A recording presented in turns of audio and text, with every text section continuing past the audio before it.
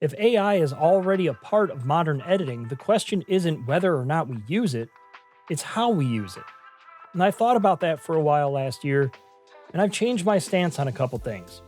I'm not using AI to replace skills that I haven't mastered or create experiences that never happened. I'm using it to streamline my process so that I can spend more time with the decisions that actually matter. Noise removal is where I was initially introduced to AI in my workflow. I realized that Lightroom and Adobe Camera Raw, they're already using machine learning to achieve the results that they're producing. And let's be honest, they're pretty incredible. If you shoot in low light at high ISOs, it changes what's possible because those noise penalties of yesterday are not the brick wall that they used to be. Now you can just click, process, done, and we can focus more on the photo rather than all the little quirks that are holding it back. If you rewind 10 years, this was a dream for so many of us, and today it's just another part of the workflow. And even better is when we go back to those images from 10 years ago where they were almost there, maybe they were a little too noisy, whatever the case might be, we can give them a second chance. This isn't cheating because it's not changing what happened.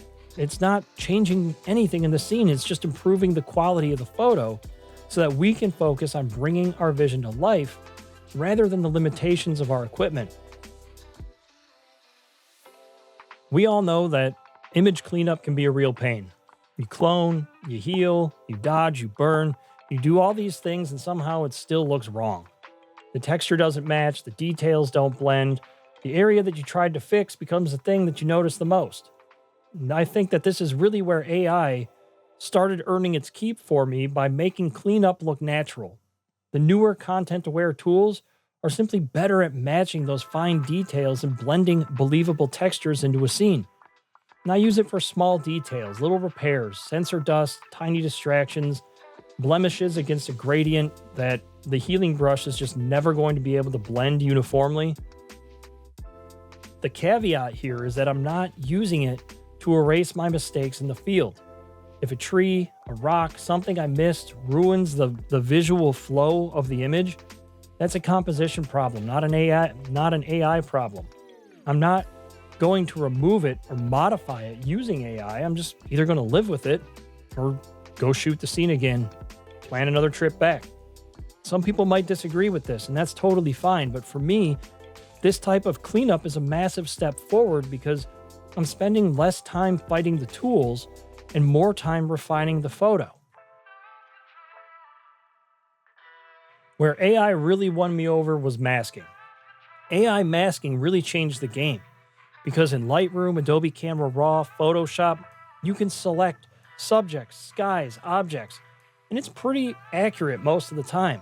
And that matters because, let's face it, the mask itself and the way we create it is not what people care about. It's what we're doing with that mask. It's what we're refining within it. That process, color control, guiding the eye, adjusting contrast, whatever the case might be, until it matches what you felt in the field. AI is just making that process easier. I use AI masking to get me to my vision faster and spend my time on the decisions that actually matter. Because it's not inventing anything that wasn't there. It's just giving me better precision over what's already there. I'm spending less time selecting and more time refining my vision.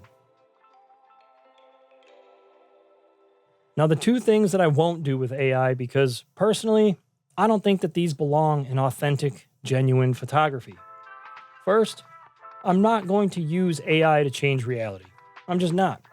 I'm not adding things that weren't there. I'm not removing things that make a place what it is. Because, for example, imagine someone goes to a location for the first time and they're all excited to see it, and that mountain that you put in the background, it doesn't exist. It's kind of a letdown. Or the waterfall that was just so beautiful and clean that someone spent all day hiking to, well, they get there and there's a bunch of deadfall and boulders in the foreground. That's not refinement, that's deception.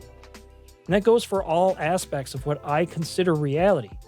Fake sun rays coming from the wrong direction are a great example here. If it didn't happen, if it can't happen, I'm not going to use AI to pretend that it did. The second is using AI to create a perfect photograph. In my opinion, it's just using AI to fill a skill gap that you haven't mastered, or worse, taking something above and beyond what the experience actually was. Think sky replacements, composites, mixing things into a real photo that just simply never existed or can't exist. At that point, it stops being photography and it becomes digital art. And I'll be the first to say, digital art, completely valid form. Nothing wrong with it. But if someone wants to generate a scene or blend scenes together and use AI, it should be disclosed. Because at that point, it's no longer photography, it's digital art. Honesty is the entire point. Where I draw the line is taking a photo and fabricating it and including something that you might feel is missing or just changing it, because now you're not just polishing the photo, you're rewriting that entire story. My position on this is pretty straightforward. AI can help me reveal what I experienced, but it doesn't get to invent that experience for me. AI is here to stay. We're only at the beginning, and it's just going to keep showing up in more and more of the tools that we use.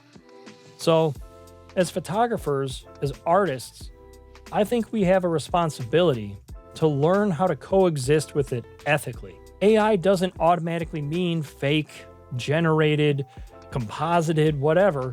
Sometimes it just means smarter tools, better tools, faster cleanup, better masking, less frustration.